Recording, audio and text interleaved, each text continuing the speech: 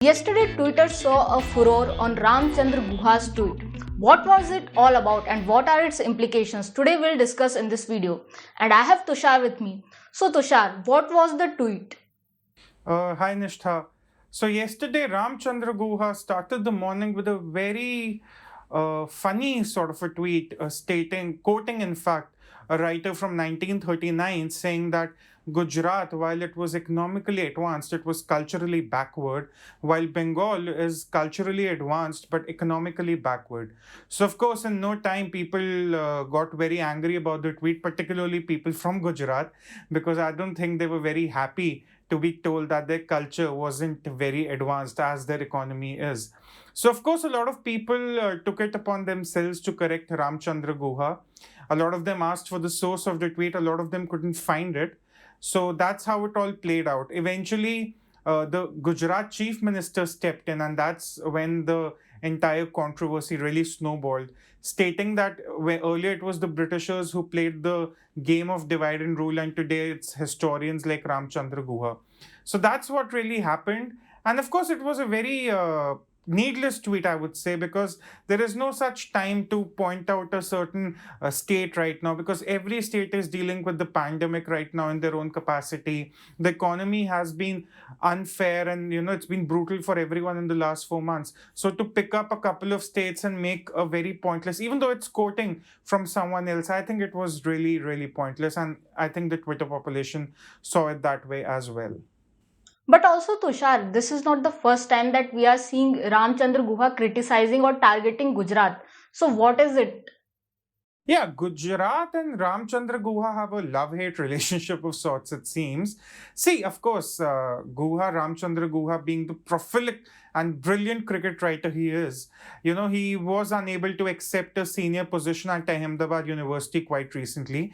It was in 2018 because of some student protests. That is the local chapter of the Akhil Bharatiya Vidyarthi Parishad, that's the ABVP, the student organization of the BJP. They objected strongly to Guha being offered the chair at Ahmedabad University. This was the Shrinik Lalbhai chair. They even called him an urban Naxal, actually, and they said they pretty much preferred to be taught by an intellectual rather than an anti-national. So I think that was one instance where Guha did not have a very good rapport with the Ahmedabad University students. Plus, I think there a lot has to do with his take on Narendra Modi as well. So, since Narendra Modi projected himself as the PM candidate in 2013, Ramchandra Guha has been taking shots at Gujarat, comparing with the Kerala model that, if we are to choose, we would choose the Kerala model, which is based on science, technology, rational thinking, and not that of Gujarat, which is based on bigotry and communalism and things like that. So, of course, for Ramchandra Guha, Gujarat, and the kind of relationship he shares with the state is not very ideal. So probably that just provoked the tweets. In this whole scenario, one thing got unnoticed was Bengal. So, is it right to call Bengal economically backward? Well, see, Bengal, let's address it one by one. Uh, the kind of cultural ideology we see in Bengal today, and we also saw shades of it in Shaheen Bagh, and we saw it in the JNU protests which happened after the CAA. The kind of philosophy, the kind of ideology a lot of people in Bengal today subscribe to is one that rejects all other philosophies. Right? For instance, in a democracy, there is room for parallel philosophies to work together. But as we saw with Shaheen Bagh, as we saw after the JNU protests, and as we see in the philosophy of Bengal, there is no room for other cultures to thrive. The philosophy is a revolutionary of sorts. It seeks a revolution. It has no other meaning. It doesn't have any spiritual meaning to it. Of course, this has nothing to do with Ramchandra Guha or what he thinks, but just to put a general notion across. Of course, if I were a Bengali, I would be offended by the economic backwardness I was being accused of. But then Bengal has lost a lot of economic activity. One goes back to 1939 to 80 years later today. Factories have moved out, trade unions, which operated in the early 1960s, 70s, the unionism, it has all killed the economic activity in the state. And mind you, Bengal historically was one of those regions which was economically rich. The Britishers started their pursuit from West Bengal. And today, if Bengal is being accused of being economically backward, it warrants two things: introspection on the part of the Bengalis and a certain reaction to what Ramchandra Guha was quoting. Okay, so Coincidentally, none of them was really, prevalent yesterday.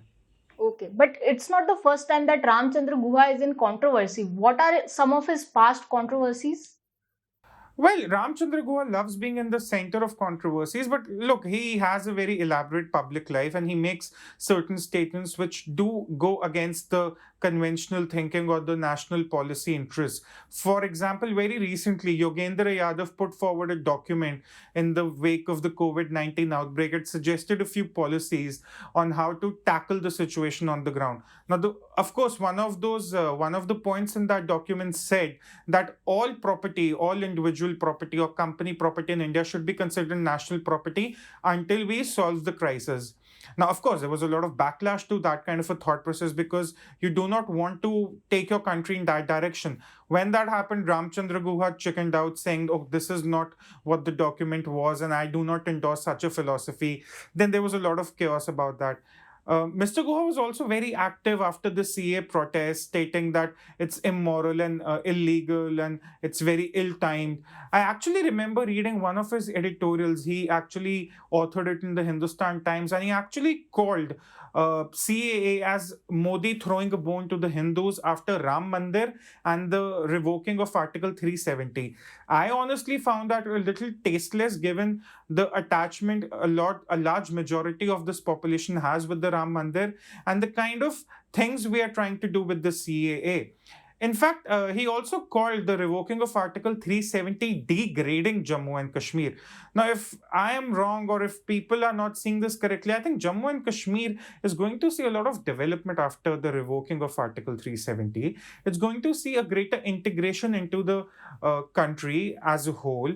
So to call it degradation of the state is particularly wrong. But then that's Ramchandra Guha for you. He makes such flashy statements and then he gets engrossed in some or the other controversy. But then we have to remember his work as a fine cricketer, writer in cricket, and as a self-claimed historian. But yes, again, the tweet was very, very needless, quoting it or paraphrasing it or whatever, and he could have certainly done without it. Thanks, Tushar, for your insights and stay connected to Swarajya.